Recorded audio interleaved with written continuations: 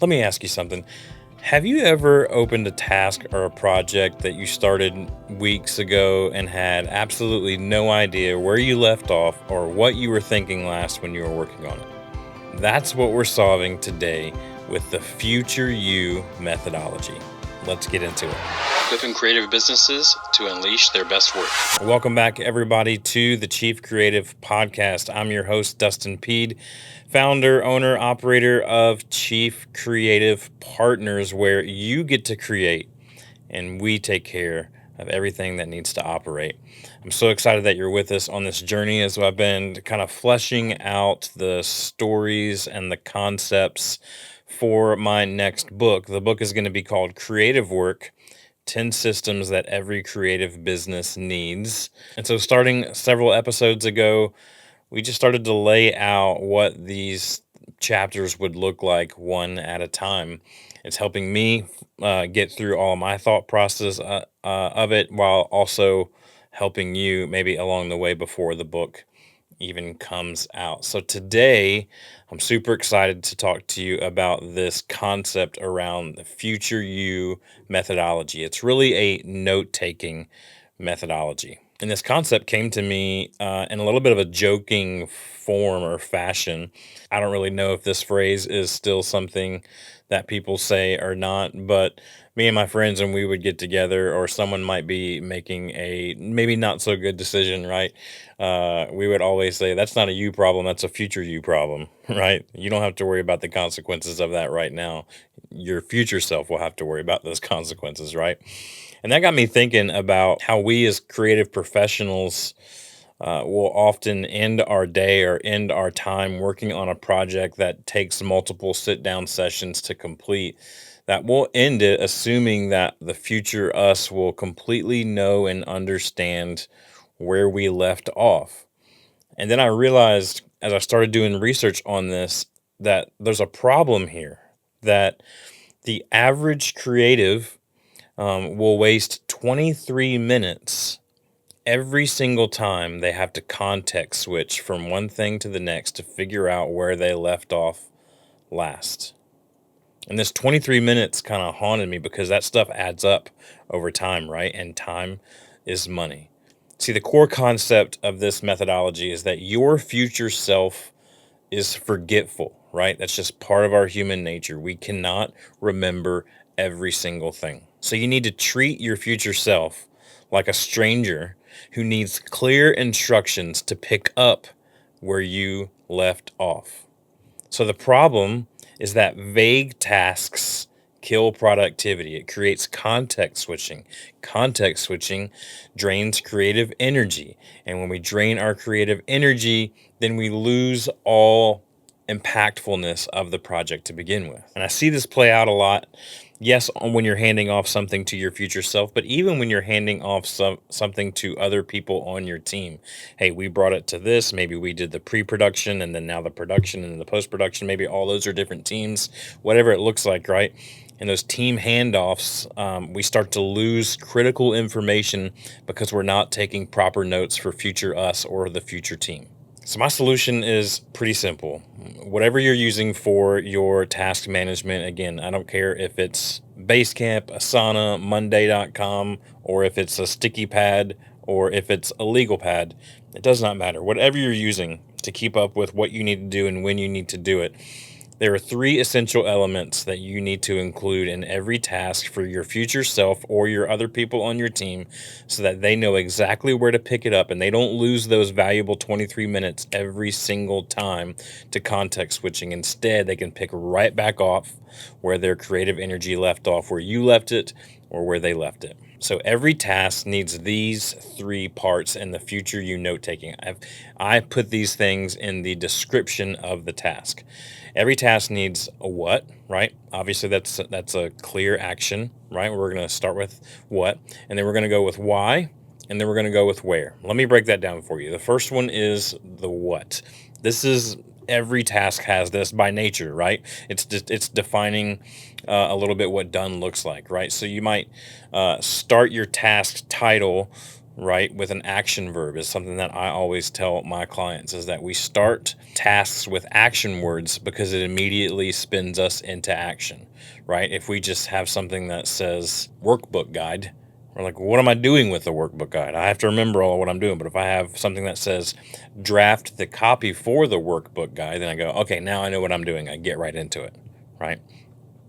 But in the description, we want to include specific deliverables, right? We want to do what Brene Brown says, and we want to paint done. What does done look like at the end of this task? It might not be the end of the whole project, but at the end of this task, what is it going to look like, right? So, again, another example. A bad task or a bad way of what this would look like would just say on your task list, it would just say Johnson proposal. But a good one would say finalize Johnson proposal by adding pricing section and the executive summary. You see how that painted done of what that action is going to look like in the part of the bigger puzzle. So step one of the Future You methodology is what? And that is all about clear action. Now let's get into why. This is the big one. This is where context begins to take place. Why does this task matter?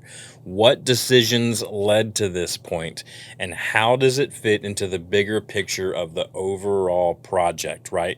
Tasks can get really minute and really in the details. That's what they're supposed to do. They're supposed to get into those things so that as you build those details brick by brick, that you end up with exactly in the big project what you wanted. So an example of what this looks like in the description, I would say, going back to our first example of the Johnson proposal, right?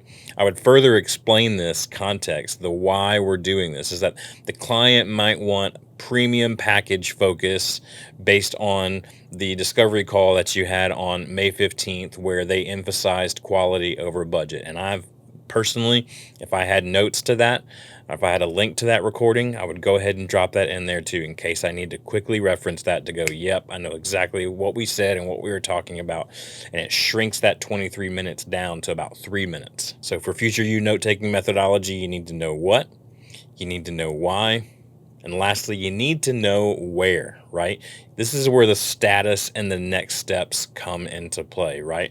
Current project status, exact next action that's needed, what comes after this task. Where do we leave off? Where are we picking up? Example in the description might be, hey, currently the first draft is complete and it needs pricing. But next, we're going to add a pricing table and then send it to the client for a review. If you have all that in the description or in your task flow, then you have properly set Future You up for success. So how do we know if we're doing this right? Let me give you a little bit of a handoff test. Before finishing any task, I want you to ask yourself, can someone else pick this up and continue to make progress on it? If not, then it's not fully utilizing the Future You method. It's not Future You proof, right? Secondly, ask yourself, are all the context clues included here? Even if they're not, it doesn't need to be a long drawn out thing, but just enough of the context that they actually need to create and perform that particular task. You can link to things if you need to. And lastly, are all the steps obvious and actionable? I'm going to say that again. Are they obvious and actionable? If they're not obvious and actionable, then you need to shrink it down some more and distill it down to its essence of that task so that it's super obvious and very action oriented. Now, people tend to think that I don't have time to do all this. And sure, there are AI programs out there that you could probably take, and I have taken, and use this Future You methodology inside of AI.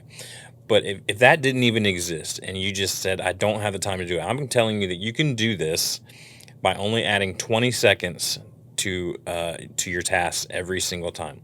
When you're wrapping up your work, just take 10 seconds to write down exactly what you accomplished during that. You'll be amazed at how clear it becomes on what you're actually spending your time on. And we'll talk about that later in this book and later in this podcast series. So 10 seconds to write down what you accomplished, but then another 10 seconds to note the specific action with the context. What's going to happen next within that context of what you did today? So a simple kind of template or framework around how to use this, right? We start with the what, that's the task title. We're going to start it with the verb and a specific action or deliverable following that verb. Then in the description of that task, we're going to have a clear explanation of what needs to be done. We're going to paint done of what that looks like. And then lastly, underneath that, you can just notate it. This is how I say context for future me. Why this matters, what decisions were made, and the next steps after completion. And when I get to that and I pull it up and I see the context for future me and everything that's been laid out clearly, I go, thank you, past me. So let me give you another example on like a design task, right? Task title could say, create 3 logo concepts incorporating rustic modern aesthetic. Very specific, starts with a verb. In the description, hey, we're designing 3 distinct logo directions for Mountain Coffee, their brand, focusing on rustic but modern aesthetic per the client brief. Here's a link to the client brief. And then under that, here's the context for future me. Hey, the client emphasized they wanted approachable but sophisticated in the discovery call, link to the discovery call. They rejected the overly trendy options before. So we need concepts ready for internal review before we go to the client for presentation.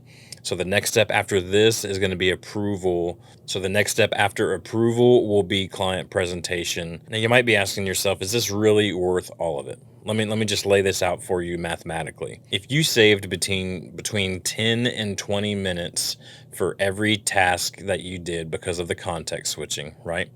And let's say you had an average of 6 tasks a day to do every day. That means on average every day, you're going to save yourself over an hour of work. Compound that over a week, and we're talking 5+ hours every single week. And if you pay yourself around $75 an hour, then the annual value of this will save you $15,000 on what you would pay yourself because of the time that you're wasting context switching. So if you don't think context switching is a real bottom line dollar problem, you're wrong. This affects your time, your focus, and your money. And I want to say, as we continue this conversation, how do we incorporate this with our team? Because future you isn't necessarily just you. Sometimes it's other people as well. And the biggest platform that I see things go wrong here is in meetings, which we're going to talk about later in this book and later in this series. But after every meeting, here's how I want you to use this, right? I want you to record meetings, which we're going to also talk about, so that you have the full transcript and AI extraction that you can get from that, right? We're going to extract the tasks with full context, and then we're going to assign the what, the why, and the where in that format. And we're going to include the decision rationale as well. Hey, what were we talking about? Why did we say that we wanted to go with the color blue instead of the color yellow again? Yes, okay. And now we have the reasoning behind. And if we've learned anything from Simon Sinek, is that we have to connect with the why before we do the what. And before you hand off work, before you pass your part of the project to the next person in line for that project, you need to document the current status of that project. You need to explain decision rationale. You need to provide next steps with context, link all the resources that you can so that it's quickly accessible, right? They don't have to go hunting for where are those meeting notes? Where was that project briefing? Put it all right there. And your handoffs will go smooth and much smoother every single time, saving you time, which will save you money.